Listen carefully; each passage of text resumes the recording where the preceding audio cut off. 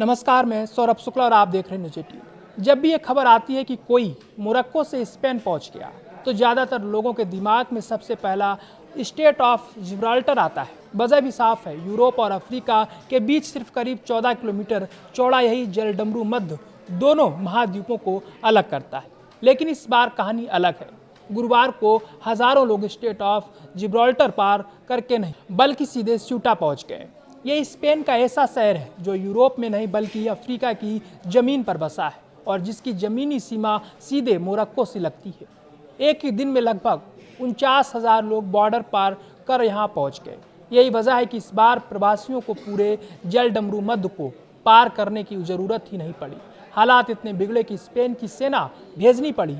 हजारों लोग सीमा की बाढ़ पार कर और समुद्र में बने तारा जल ब्रेक वाटर से आसपास से तैरकर स्यूटा में दाखिल हो गए। इस दौरान कम से कम 18 लोगों की मौत हो गई।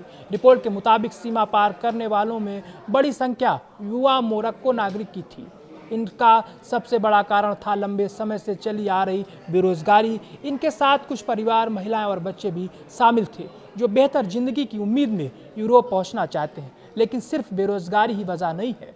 हाल ही में स्पेन के सुप्रीम कोर्ट ने फैसला दिया कि समुद्र में पकड़े गए प्रवासियों को तुरंत मोरक्को वापस नहीं भेजा जा सकता है। पहले उन्हें स्पेन लाकर कानूनी प्रक्रिया पूरी करनी होगी। रिपोर्ट के मुताबिक इस फैसले का फायदा मानव तस्करी से जुड़े नेटवर्क ने उठाया है।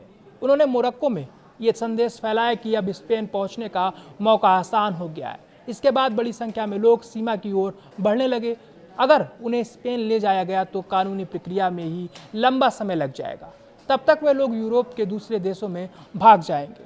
सुरक्षा विशेषज्ञों का मानना है कि इस संकट के पीछे सिर्फ आर्थिक कारण नहीं बल्कि जियोपॉलिटिक्स भी हो सकती है। रिपोर्ट में दावा किया गया है कि मोरक्को की सहायक सुरक्षा इकाइयों ने शुरुआती दौर में कुछ अहम बॉर्डर पॉइंट्स पर निगरानी ढीली कर दी, जिससे बड़ी भीड़ स्यूटा की ओर बढ़ गई। बाद में आंसू गैस, वाटर कैनन और दंगारोधी बल तैनात किए गए।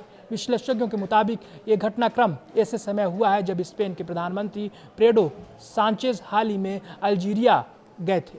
अल्जीरिया मोरक्को का क्षेत्रीय प्रतिद्वंदी माना जाता है। ऐसे में कुछ विशेषज्ञ इसे स्पेन के लिए एक राजनीतिक संदेश के तौर पर भी देख रहे हैं। हालांकि इस संबंध में मोरक्को की ओर से कोई आधिकारिक पुष्टि नहीं हुई है। स्यूटा अफ्रीका के उत्तरी तट पर स्थित स्पेन का स्वायत्त शहर है। यह पूरी तरह यूरोप में नहीं बल्कि मोरक्को की सीमा से सटा हुआ है। एक तरफ इसकी ज़मीनी सीमा मोरक्को से मिलती है और दूसरी तरफ समुद्र है। यही वजह है कि यह यूरोप में प्रवेश का सबसे संवेदनशील रास्ता माना जाता है। स्यूटा का इतिहास करीब 600 साल पुराना है। 1415 में पुर्तगाल ने इस शहर पर कब्जा किया। 1580 में पुर्तगाल और स्पेन एक ही शाही शासन के अधीन आ गए। 1640 में जब पुर्तगाल अलग हुआ तो स्यूटा ने पुर्तगाल के बजाय स्पेन के साथ रहने का फैसला किया। 1668 की लिस्बन संधि में पुर्तगाल ने आधिकारिक तौर पर स्यूटा को स्पेन को सौंप दिया। इसके बाद से यह स्पेन के नियंत्रण में है। हालांकि 1956 में मोरक्को को आज़ादी मिलने के बाद भी स्यूटा स्पेन के पास ही रहा। स्यूटा सिर्फ एक बॉर्डर वाला शहर नहीं है, यह यूरोप की बाहरी सीमा का हिस्सा है। यूरोपीय संघ की सीमा सुरक्षा एजेंसी फ्रंटेक्स भी यहाँ सक्रिय रहती है। अफ्रीका से यूरोप पहुँचने की कोशिश करने वाले हजारों प्रवासियों के लिए स्यूटा और मेलिला सबसे अहम रास्तों में गिने जाते हैं। इसी वजह से यहाँ होने वाली हर हलचल सिर्फ स्पेन नहीं बल्कि पूरे यूरोप की राजनीति, सुरक्षा और प्रवासन नीति को प्रभावित करती है। स्पेन ने स्यूटा में अतिरिक्त सैनिकों, नौसैनिक इकाइयों और विशेष सुरक्षा बलों को तैनात कर दिया है। दूसरी ओर प्रवासन संकट को लेकर स्पेन के भीतर भी राजनीतिक बहस तेज हो गई है। विपक्ष सरकार पर सीमा सुरक्षा में विफल रहने का आरोप लगा रहा है, जबकि यूरोप के कई देशों ने भी इस संकट पर चिंता जताई है।